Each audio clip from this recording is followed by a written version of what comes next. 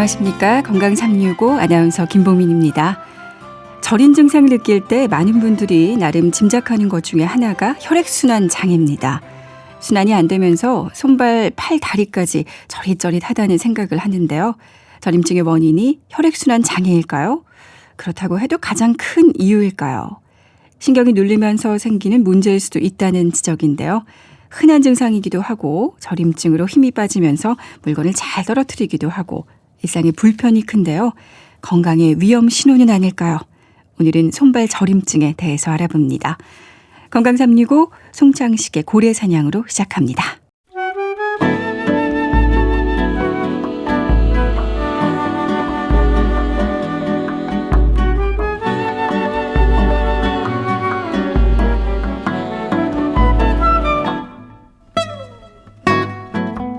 건강한 하루의 시작. KBS 라디오 건강 365.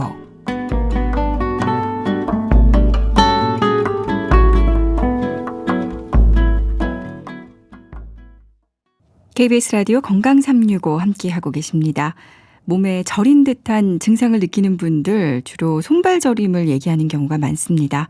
저리다, 저릿저릿하다, 찌릿하다, 힘이 없다. 표현도 다양한데요. 저린 증상이 나타나는 이유가 뭘까요? 경희대 한방병원 침구과 김용석 교수에게 도움 말씀 듣겠습니다. 안녕하세요. 네, 안녕하세요. 손발이 저릴 때 계속 주무르면서 많은 분들이 순환의 문제를 떠올립니다. 혈액순환이 안 될 때도 저린 증상이 나타나는 건 맞는 건가요?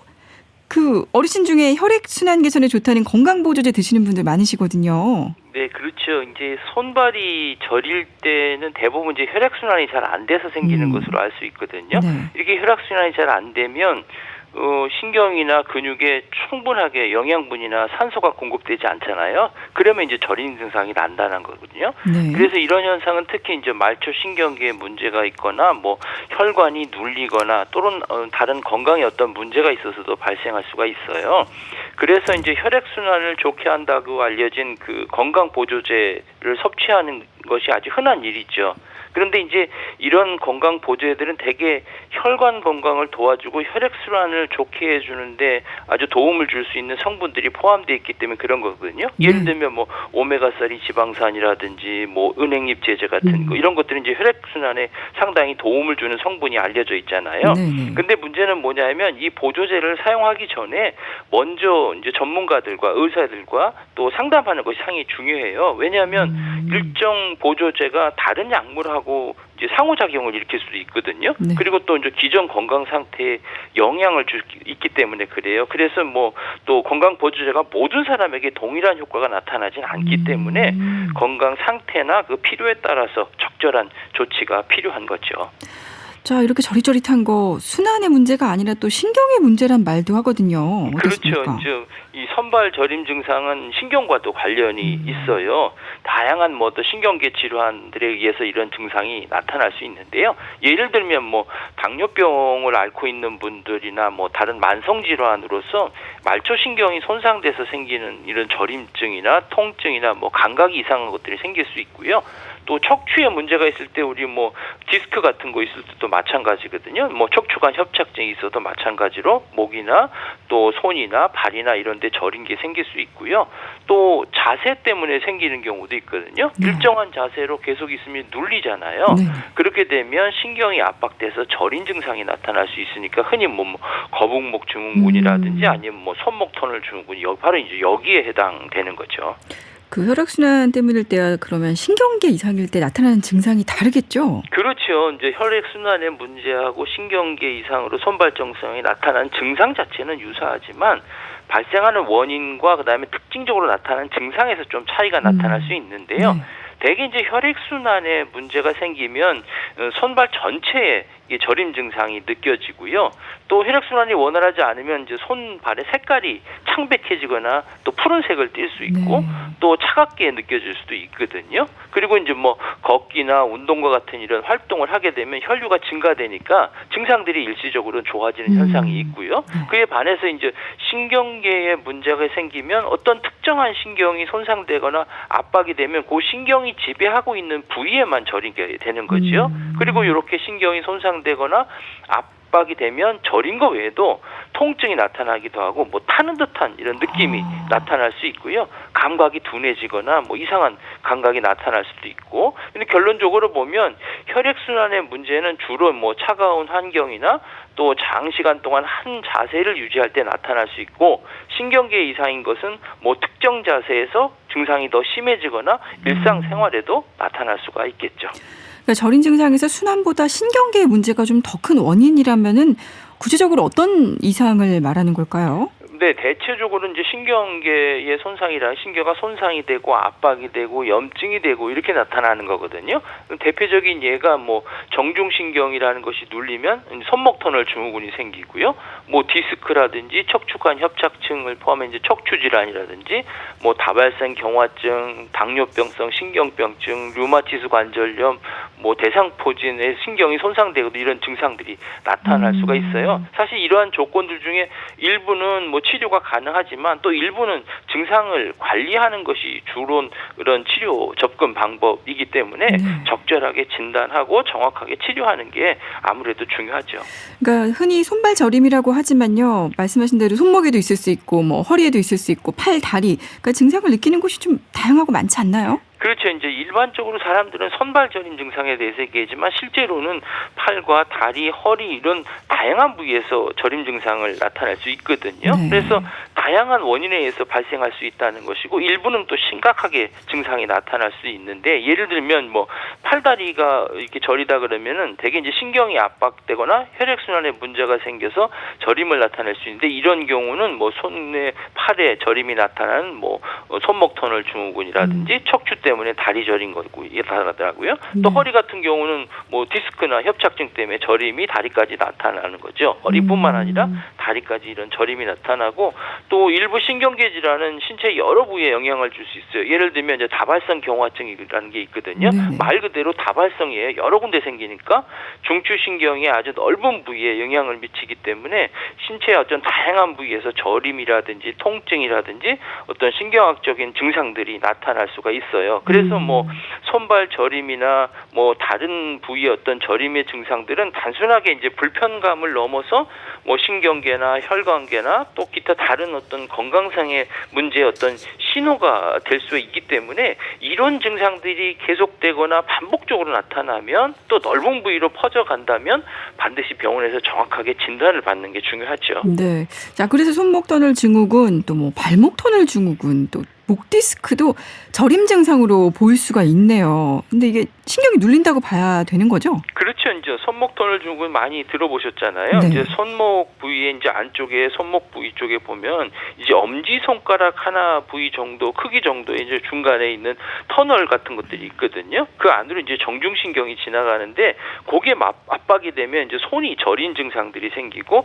아프기도 하고 또 힘도 약해지는 이런 현상이 생기고요. 아울러서 발에도 마찬가지거든요. 발목 부위에 이 작은 통로인 이 발목 터널 안쪽으로 뭐 경골신경이 압박됐을 때 이런 비슷한 증상들이 생길 수가 있고요. 또 경추 디스크에 목 디스크 때문에 이게 퇴행성 변화가 있거나 이러면은 신경이 압박해서 손이 저린 이런 증상들이 생길 수가 있는 거죠. 당뇨병은 어떨까요? 당뇨병으로도 손목 터널 증후군이 생길 수 있다는 말을 들은 것 같아서요. 그렇죠. 이제 당뇨병이 이제 신경병증의 어떤 합병증을 많이 들어보셨을 거잖아요. 네. 그래서 당뇨병 환자들은 문제가 뭐냐, 혈당이 높아지는 거잖아요. 네. 혈당이 높아지면 신경이 손상이 돼서 손과 발에 저림이나 통증이 나타나는 거거든요. 그러니까 당뇨병은 이 손목 터널 증후군을 포함한 여러 신경계 질환의 어떤 위험 요소 중에 하나라고 볼 수가 있거든요. 그러니까 당뇨병은 이제 신체 여러 부위에 뭐 신경 손상을 발생하기 때문에 신경이 압박되기 쉬운 이런 환경을 자꾸 조성하기 때문에 이런 현상이 생기는데요.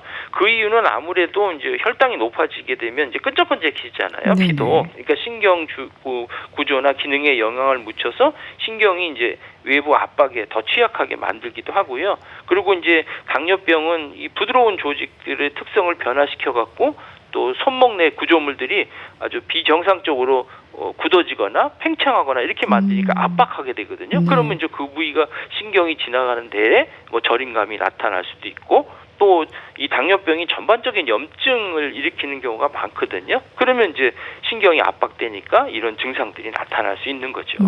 저는 손목 터널 증후군을 많이 들어봤는데 네. 발목 터널 증후군도 비교적 흔하다고 들었는데 저는 좀 생소합니다. 근데 어떻게 신경이 그럼 눌린 건데 어떻게 눌리는 건가요? 그렇죠. 이제 앞에서 이제 간략하게 제가 말씀드렸지만 이제 발목 터널 증후군은 이제 발목 부분에 작은 통로에서 그 터널 안으로 뒤쪽에 있는 경골신경이 지나가거든요. 네네. 그게 이제 굳어지면 압박을 받을 거 아니에요. 그러면서 이런 증상들이 생기는 거거든요. 그게 신경이 눌리게 되면 그 지배하는 부위 쪽으로 뭐 발바닥이라든지 발가락이든지 발목이라든지 때로는 이제 다리 아래쪽까지 저림 증상이 심하게 나타날 수가 있어요. 그래서 어떤 분 같은 경우는 발목이 뭐 타는 듯하게 이렇게 아프다 이렇게 아주 고통스럽게 호소하기도 있거든요. 네네. 좀 더 심해지면 감각이 둔해지고 마비감 이런 것들도 생길 수가 있지요. 자, 말초신경병증, 다발성 신경증도 저린 증상과 연관이 있다고 하던데요. 참 질환 자체가 생소해요. 어떤가요? 그렇죠. 이제 말초신경병증으로도 이제 저림 증상이 발생할 수 있거든요. 대개 이제 말초신경이 어떤 손상이 되거나 염증이 생거나 뭐 퇴행성 변화가 생기든지 기능 변화가 생기게 되면 이런 현상들이 생길 수 있고, 그 변화가 생기게 되면 저림 증상이 나타나고 통증도 나타나고 감각도 둔해지고 심해지면 이제 근육에 힘도 빠지는 이런 증상들이 생기는데 주로 이런 경우는 손과 발에 이런 현상들이 주로 나타나고요.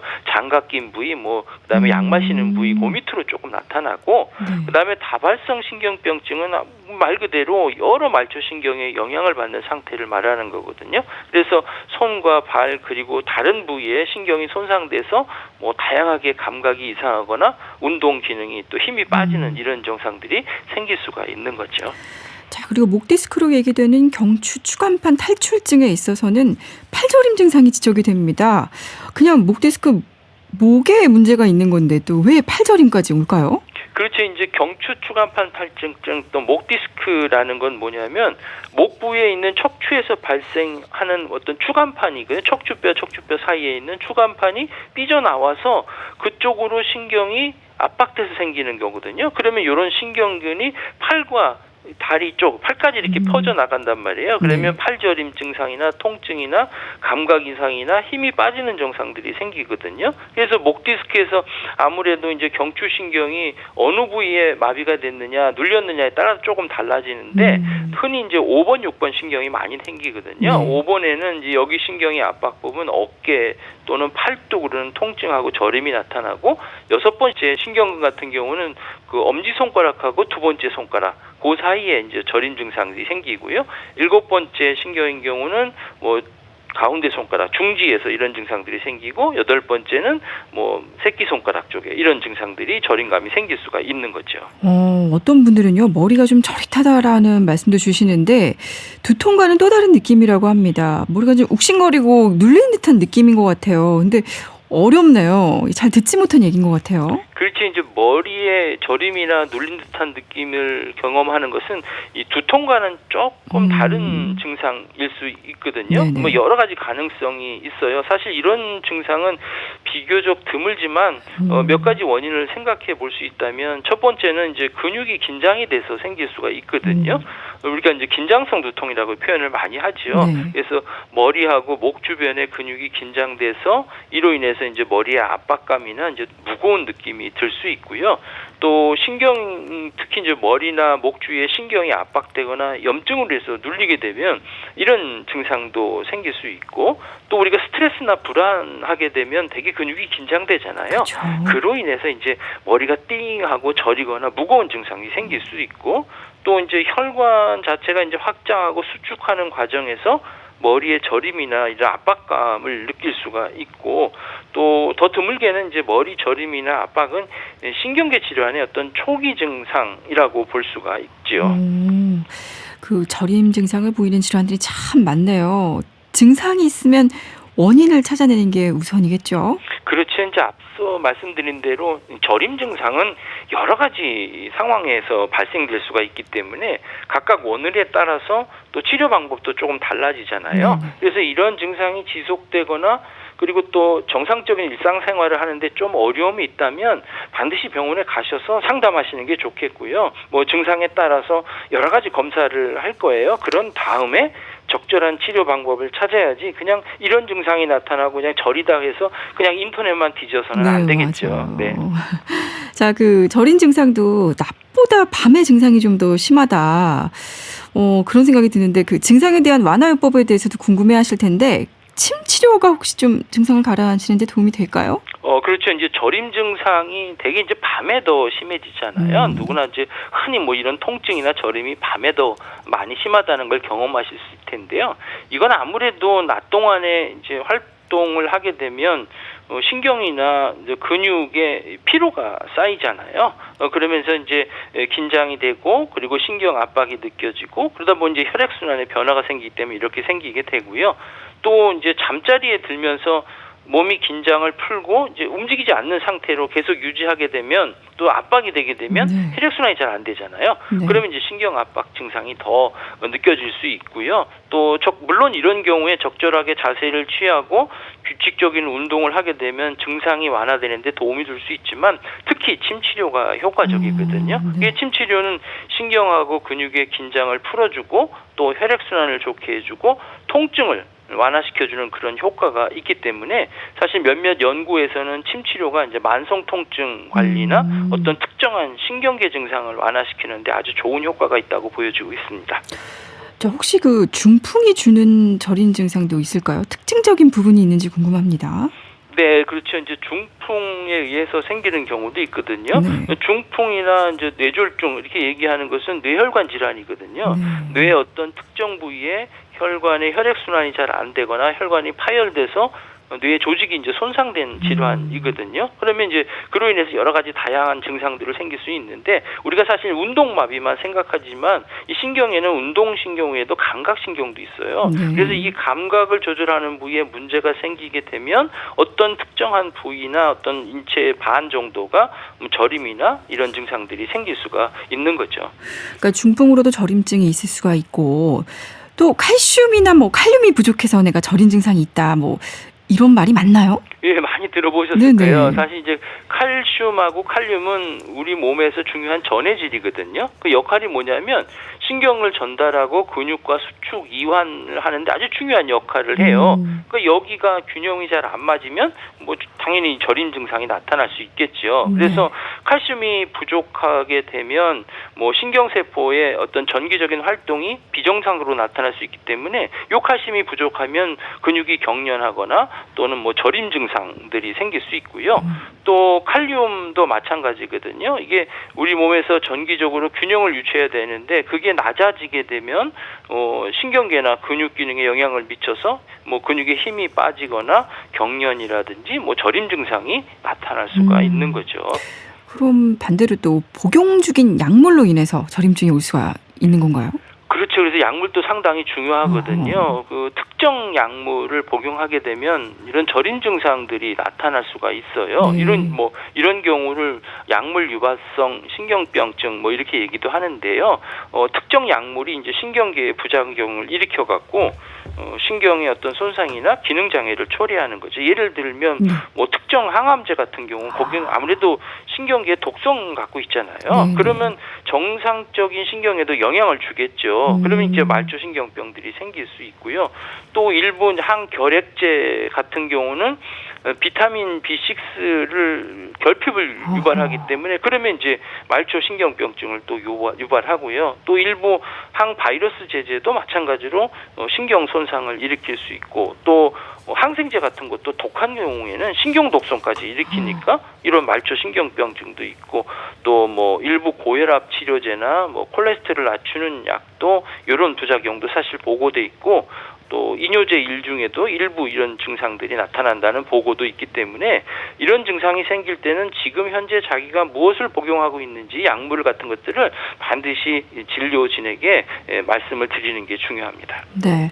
그 손발 저림증을 느끼는 분들이 참 많은데 그만큼 다양한 원인이 있다는 생각을 하게 됩니다.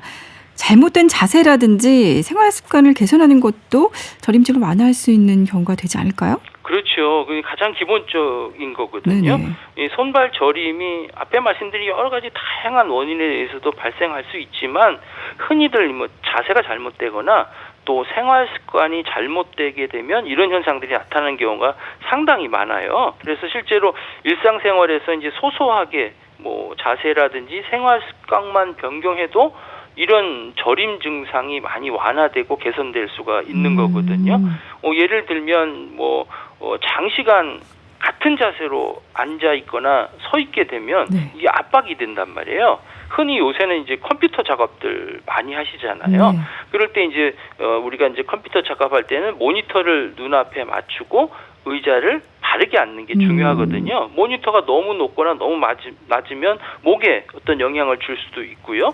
또 똑바로 앉지 못하게 되면 한쪽으로 기울게 되면 불균형이 생기게 되니까 문제를 생길 수 있고 또 손이나 발목들을 오랫동안 이렇게 꺾는 자세가 있게 되면 이런 증상도 많이 심해질 수가 있기 때문에 적절하게 또 올바른 자세를 유지하는 게 좋겠고요. 또 아울러서 이제 신발도 영향을 줄 수 있어요. 네. 편안하고 발에 맞는 신발을 신어야 되는데 이게 너무 꽉 끼는 신발이 있잖아요. 네네. 이렇게 되게 되면 압박이 되니까 혈액순환도 안 될 거고요.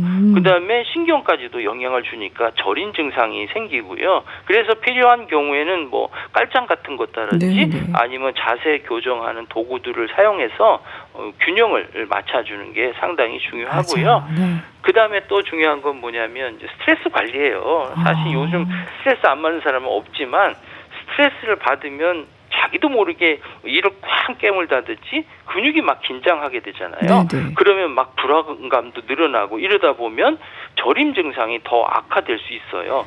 그래서 이런 분들한테는 뭐 명상을 한다든지 뭐 요가를 한다든지 뭐 심호흡을 한다든지 이렇게 해서 뭐 스트레스를 관리하는 게 좋고요. 네. 또 하나는 이 스트레스를 받으면 입이 바짝바짝 마르잖아요. 맞아요. 이럴 때는 물을 섭취하는 게 중요해요. 그래서 충분하게 물을 섭취하는 것도 혈액순환에 상당히 도움을 주기 때문에 자꾸 물을 좀 마시면서 혈액이 원활하게 흐를 수 있도록 도와주는 게 필요하고요. 그래서 항상 물을 갖고 다니는 게 중요하지요. 네. 그다음에 우리가 이제 식욕이 좀 떨어지고 자꾸 허기진 것도 사실은 어떻게 보면 수분이 부족해서 생기는 경우가 많기 네. 때문에 물을 좀 많이 섭취하시고 또 아울러서 이제 근육이 자꾸 긴장되고 혈액순환이 잘 안 되고 뭉치는 경우는 몸이 차가운 경우가 많거든요. 네네. 이럴 때는 따뜻한 목욕을 해주시는 게 좋죠. 특히 어허. 이제 저녁에 따뜻한 목욕을 하게 되면 주무시는데도 상당히 편하게 될 수 있으니까 따뜻한 목욕을 해주시고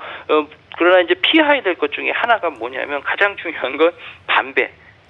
예. 그다음에 술, 그죠? 네네. 담배는 혈액순환이 상당히 안 좋고요. 네. 중풍 같은 경우도 여러 가지 위험인자가 있지만 그 중에서도 그런 위험자가 없는데도 이 중풍이 오는 경우에는 대부분 담배 때문에 생기는 경우가 많거든요. 네. 이게 담배, 그 다음에 과도하게 알코올을 섭취하게 되면 혈액을 수축시켜서 혈액순환에 방해를 줄 수 있어요. 그래서 어떤 분들은 술을 먹으면 혈액순환이 좋아진다고 얘기하지만 네. 지나치게 술을 드시면요.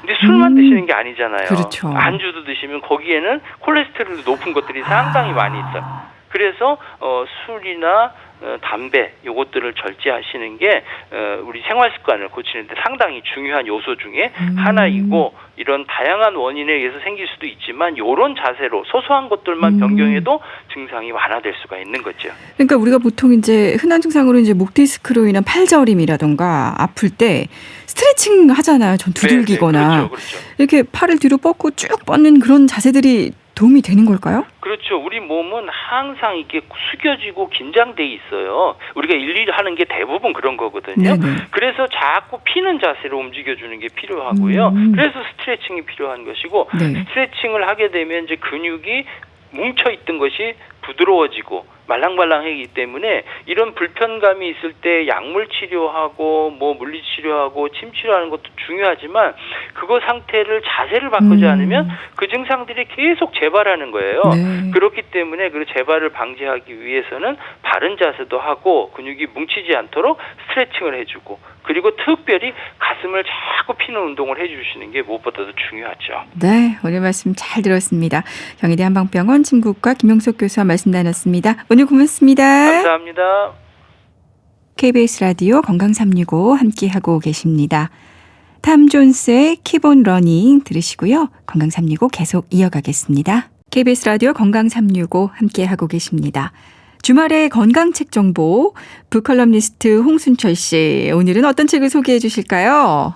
안녕하십니까. 안녕하세요. 네, 오늘 소개해드릴 책 제목이요. 과거에 붙잡힌 사람을 위한 책입니다. 책 제목이 정말 많은 생각을 하게 됩니다. 과거에 붙잡힌 사람을 위한 책.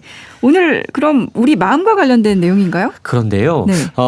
우리가 요즘 트라우마라는 단어를 많이 쓰지 않습니까? 네. 이게 현재의 고통이나 통증의 원인이 과거의 어느 시점에 우리가 받았던 어떤 고통이라던가 마음의 증상 때문에 이게 현재의 어떤 증상을 나타나고 있다라고 얘기할 때 트라우마라는 단어를 씁니다. 이게 의학에서 진단명으로 외상후 스트레스 장애라고 부르는데 뭐 쉽게 설명을 하자면 베트남전이라던가 전쟁을 참전했던 군인이 또는 가족의 사망 사고를 경험한 누군가가 그 과거의 경험이 아주 오랜 시간이 지났음에도 불구하고 현재의 삶을 지배하고 있는 걸 우리가 트라우마라고 이야기를 하죠. 네. 근데 이런 아픈 기억이 한 번이 아니라 여러 차례 반복해서 부정적인 경험이 켜켜이 쌓여 있다면 이게 어떻게 될까? 바로 이러한 질문에 답변해 주는 책인데요. 이 책은 복합 트라우마 장애를 이해하고 극복하는 데 필요한 실질적인 도움들을 선사하고 있습니다. 이 복합 트라우마라고 하는 단어, 일단 이 복합이라는 단어가 들어가잖아요. 네네. 일반적인 트라우마는 다르다라고 이야기를 하고 있는데 어린 나이에 반복된 트라우마에 노출돼서 감정 발달에 큰 영향을 미쳤다라는 겁니다. 예를 들자면 네. 어린 시절에 부모나 또는 양육자로부터 학대, 방임, 무시, 폭력을 지속적으로 당해요. 그러면 이게 쌓여 있습니다. 네. 어른이 됐지만 이 상처받았던 어린아이가 현재 우리 내면 안에 숨죽여 살고 있다가 갑작스럽게 이상 반응을 나타내는 게 바로 이 트라우마, 특히 복합 트라우마라고 하는 건데요. 임상 심리학자이면서 트라우마 전문가인 아리엘 쇼츠 박사는 모든 사람이 앓음을 통해서 치유의 힘을 회복할 수 있다라고 믿고 있습니다. 이 앓음이라고 하는 건 과거의 상처에 대한 깨달음입니다.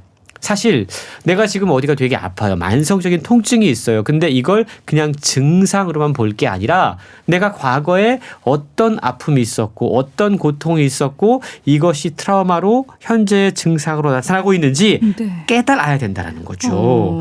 과거의 아픈 기억에 붙잡힌 사람들이 트라우마를 이해하도록 돕는 동시에 여기에서 해방돼서 지속적으로 성장하는 삶을 살 수 있도록 책을 통해 안내하고 있습니다. 트라우마, 또 복합 트라우마는 일단 생각만으로도 너무 힘들겠네요. 그렇습니다. 최근에 우리나라에서 세간에 화제가 되고 있는 소설 한 권이 있습니다. 리틀 라이프라고 하는 책인데요. 네. 지금 종합 베스트셀러 1위를 달리고 있어요. 이 소설은 주드라는 주인공의 이야기를 다루고 있는데 네. 뉴욕에서 잘 나가는 변호사거든요. 네. 겉으로 볼 때는 너무 멀쩡해요. 사람들이 다 정말 멋진 인생을 살고 있다라고 부러워합니다. 근데 그는 어린 시절에 받았던 학대 때문에 끊임없이 자기를 자해해요. 그 아픈 상처, 그래서 자신의 삶을 리틀 라이프, 보잘것없는 인생이라고 이야기하는 그런 소설이 지금 사람들에게 화제를 불러일으키고 있는데 그만큼 트라우마가 일반 사람들에게도 많은 영향을 주고 있다라는 거죠. 네. 특히 이 책은요. 어린 시절에 유아기에 뇌가 발달하고 애착이 형성되는 가장 중요한 시기에 반복적으로 어떠한 부정적인 경험에 노출이 되면 이게 몸과 마음에 씻을 수 없는 상처를 남긴다라고 이야기를 하고 있습니다. 이게 나중에 어른이 돼서도 자기 안에서 자꾸만 그렇게 이야기하는 거죠. 네. 나는 안 돼. 해도 안 돼. 나는 사랑스럽지 않아. 세상은 믿을 수 없어. 라는 부정적인 인식으로 남아서 삶을 지배하고 있다는 겁니다. 네. 과거에 붙잡힌 사람들의 아주 레파토리인데요. 이런 관계에서 경험했던 트라우마는요.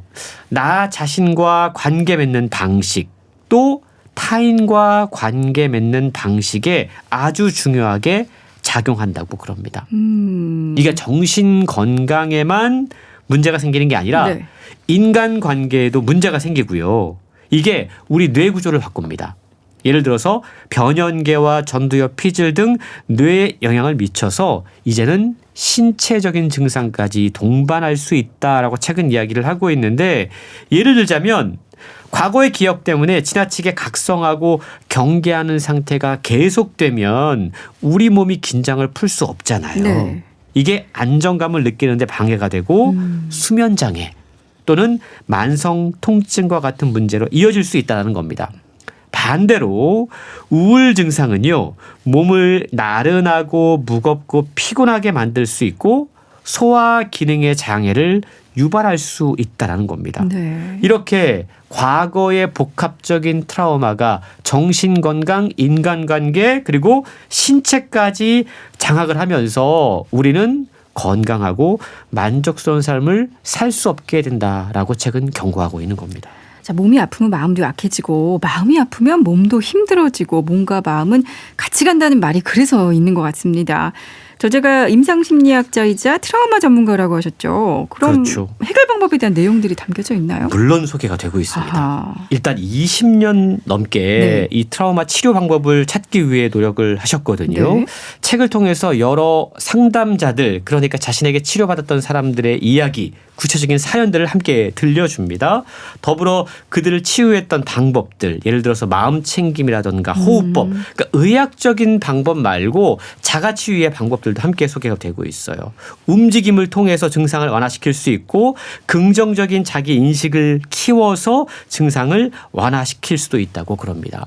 저자는 다양한 치유법을 소개하면서 무엇보다 중요한 것이 안전한 치유다라고 이야기합니다. 네. 사실 트라우마 치유가 힘든 이유는요, 과거의 기억과 감정이 워낙 강해서 여기에 압도당하기 때문입니다.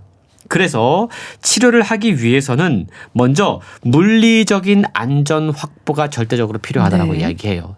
예를 들자면 부모에게 학대받았던 기억 때문에 지금 이 트라우마로 힘들어하고 있다면 일시적으로 부모와 격리해서 아. 뭔가 안전을 확보한 상태에서 치료를 시도하는 게 좋고 네. 자기 조절 능력, 회복력 구축을 통해서 끊임없이 이 사람의 안정적인 상태를 유지해야 된다고 강조합니다. 트라우마의 기억을 직면하고 이거를 마주하고 사실은 과거로 돌아간다는 게 정말 힘든 기억이거든요. 네. 그래서 안정감, 무엇보다 속도 조절을 통한 안정감이 중요하다라고 이야기를 하고 있는 거죠. 여러 단계를 통해서 트라우마 치료의 마지막 단계가 소개가 되고 있는데, 과거에 살던 나와 현재의 나를 통합하는 겁니다. 네. 이 단계가 되면 과거의 무거운 짐에서 벗어나서 나 자신을 제대로 이해하고 성찰하고 삶의 의미와 목적을 회복할 수 있다는 겁니다. 그러니까 네. 결국은 과거의 그림자에서 벗어나서 새로운 삶을 살 수 있는 가능성을 찾아야 되는 건데, 이 과정 가운데 저자가 책을 통해 끊임없이 반복하는, 마치 주문처럼 외우는 그런 문장이 있어요. 뭘까요? 증상은 과거의 산물일 뿐 미래를 결정짓지 않는다. 이걸 기억하라는 거죠. 네. 마치 수년 동안 무거운 배낭을 메고 살아온 것처럼 무겁게 짓눌렀던 우리의 과거의 아픈 기억, 감정이 있다면 이런 짐짝 같은 배낭을 비우도록 독려하고요. 이걸 덜어내게 되면 마음이 가볍고 자유로워질 수 있다. 당신의 미래는 얼마든지 행복해질 수 있다라고 이야기를 하고 있는 겁니다. 사례 중심으로 담겨 있다고 하니까 다양한 사연들이 있겠네요. 몇 가지만 좀 소개해 주세요. 예, 최근 제 주변에도 해리 장애 때문에 고민하는 분들이 계시거든요. 네. 갑작스럽게 이 단기적인 기억 상실이라든가 선택적인 기억 상실 때문에 되게 힘들어하는 분들이 계십니다. 이게 요즘 급작스럽게 증가를 하고 있는데요. 사실 해리 장애는 의식이나 기억이나 정체감이나 환경에 대한 지각, 그러니까 정상적으로 통합되어야 되는 성격 요소들이 서로 붕괴되는 겁니다. 따로따로 나타나는 거죠. 네. 가장 흔한 게 해리성 기억 상실 또는 이인성 장애입니다. 네. 그러니까 이중 인격의 사람처럼 행동하는 거죠. 그리고 나중에 자기가 어떤 행동을 했는지 기억하지 못하는 겁니다. 해리 장애가 왜 나타날까? 고통스러운 사건이나 불안을 회피하거나 평소와 매우 다른 방식으로 행동하면서 자기 자신을 보호하려는 겁니다. 네네. 방어 기제인 거예요. 죄책감에서 벗어나려고 하는 것이 강화되면서 이러한 현상들이 나타나는데 고통받는 상황 속에서 자신을 분리시키려고 하는 그 노력. 이게 해리 장애를 통해서 나타나고 있는 겁니다. 책에 보면 해리 장애로 고생하는 매트란 인물이 소개가 되고 있는데요. 네네. 대다수 사람들은 해리 증상 그러면 뭐 다중인격이라든가 기억 상실, 그 사람이 잃어버린 시간을 경험하고 있다라고만 생각을 해요. 네. 그리고 때로는 다시 이 사람이 어린아이 시절로 돌아가서 그때의 기억에 빠져 있다라고 생각합니다. 사실 이 매트라고 하는 사람이 바로 때때로 자기가 어린아이가 되는 겁니다. 그때로 돌아가는 거예요. 네네. 생각이나 행동이 자신의 것이 아니다. 지금 자신의 것이 아니다라고 느끼는 겁니다. 세상이 비현실적으로 느껴지는 거죠. 매트는 어린 시절에 갑자기 아버지가 돌아가셨는데 그때 경험했던 충격이 고스란히 남아서 현재 성인이 됐지만 가끔씩 해리 증상으로 나타나고 있었다고 합니다. 그러니까 말하자면 내 안에 또 다른 내가 있는 듯한 모습을 해리 증상, 뭐 해리 장애라고도 하는데 그 소개해 주신 매트가 해리 증상이 있다는 거네요. 그렇습니다. 네. 저자가 이 매트와 상담을 해보니까 매트의 해리 증상이 과거의 트라우마 때문에 나타난다라는 걸 간파를 했어요. 그래서 저자는 매트에게 치료를 시도를 하는데 아버지가 돌아가셨을 때 네. 그때 당신이 어린아이였을 때 어떤 느낌이었는지 상상해 보라라고 주문을 해요. 네. 그러자 매트는 아무런 느낌이 들지 않습니다. 라고 처음에 이야기했다고 그래요. 네. 그런데 몸에 대한 마음 챙김을 하게 합니다. 이게 뭐냐 하면 지금 내 몸이 어떤 상태인지를 지각하도록 훈련을 하는 거죠. 눈을 감고. 네. 그러자 매트는 그때의 기억을 떠올릴 때 자신이 숨을 참고 있다는 사실을 알게 된 거예요. 무감각해지는 것과 숨을 참고 있는 이 행동이 네. 당시 그 고통스러웠던 느낌을 차단하기 위한 방법이었다라는 거죠. 숨을 참다가 해리 증상 속으로 빠져들게 되는 겁니다. 그러니까 매트는요, 어린아이로서 자신이 얼마나 두렵고 외로웠을지 자신의 과거의 모습을 상상하고 제대로 이해할 수 있게 됐고 결국 아버지의 죽음에 대해서 이야기하면서 자신의 몸과 감정에 계속 연결될 수 있게 됐다고 네. 그럽니다. 그러면서 치유가 됐고요. 매트의 사례와 함께 세바스찬이라는 인물의 사례도 우리가 주목해 볼 만한데요. 이 세바스찬이라고 하는 인물은 유독 자신에게 상당히 엄격하고 아주 비판적인 완벽주의자였다고 그럽니다. 네. 근데 얼마나 이게 힘들까요? 자기 자신을 괴롭히잖아요. 그렇죠. 그로 인한 스트레스 증상으로 병원을 찾은 세바스찬은 저자와의 상담을 통해서 자신에게 나타나는 이 완벽주의적 성격, 자기 비판적인 성격이 엄격한 아버지로부터 받았던 지속적인 학대 때문이었다는 사실을 깨닫게 됩니다. 네. 아버지가 그를 정말 가혹하게 어릴 적에 대했고요. 어머니도 아이들을 보호하기 위해서 어떠한 개입을 한 적도 없었다고 그럽니다. 네. 그 결과 지속적으로 학대를 받으면서 세바스찬은 자신이 그런 대접을 받아도 마땅한 사람이라고 생각하게 된 거예요. 네. 자기 자신에게 엄격한 그의 성격은 부모에 대한 분노를 자신의 내면으로 돌려서 표출하는 방식으로 해소가 되고 있었던 겁니다. 그래서 학대 가정에서 자라난 아이들은요, 자신에게 위협적인 부모나 양육자가 있다는 사실을 직면하는 게 너무 두려워서 학대나 방임이 바로 그 원인이 나한테 있다. 나는 학대받을 만해. 나는 그럴 만한 참 보잘것없는 사람이야. 앞서 제가 얘기했던 리틀 라이프의 그 주드라고 하는 그 주인공처럼 네. 그렇게 생각하게 되는 경향이 나타난다라고 책은 이야기하고 있습니다. 그 매트나 세바스찬의 경우와 닮아 있는 상처들이 꽤 많은 분들에게 있지 않을까 싶기도 한데 현실에 대한 회피나 또 지나친 현실 인정도 그래서 나타날 수도 있겠어요. 그렇습니다. 어린아이가 네. 어릴 때는 정말 아무것도 할 수 없잖아요. 전적으로 부모에게 사실 의존해야 되거든요. 네. 그런데 그때의 이 절박한 생존을 위해서 위험한 환경이 자기에게 주어지지만 이걸 머릿속에서 또 다른 환상을 만들어내서 견뎌내는 겁니다. 그러니까 예를 들자면 네. 학대의 현실을 마주하지 않기 위해서 머릿속에서는 내가 정말 바라는 이상적인 엄마나 아빠의 모습을 만들어서 어허. 그 속에서 엄마 아빠를 그리워하는 거예요. 네. 또 나쁜 부모가 있다라는 끔찍한 현실을 피하기 위해서 스스로 나쁜 아이다. 내가 그럴 만한 사람이다. 라는 짐을 짊어진다라는 겁니다. 그러니까 어릴 때부터 현실과 머릿속의 이상이 달라져요. 그러면 그게 성인이 나타나서 성인이 돼서 해리 증상 같은 이중인격 같은 모습으로 나타나기 쉽다라는 거죠. 왜곡되거나 미해결된 감정들이 고스란히 우리 몸속에 간직돼서 남게 되는 겁니다. 우리 내면의 어린아이는 그걸 기억하고 있다는 거죠. 어른이 돼서도. 그리고 그 감정이 무의식 중의 행동으로 나타나기 마련인데 수치심, 또 자기 자신에 대한 무가치한 느낌, 또 자꾸만 움츠러드는 가슴, 무너진 자세, 자꾸만 고개를 떨구는 시선, 네. 이게 바로 자기 자신에 대한 불만들이 이렇게 표출되고 있다라는 건데요. 시간이 지남에 따라서 이러한 자세는요, 자아 존중감을 떨어뜨려서 자기가 얼마나 소중한 사람인지 네. 잊게 만듭니다.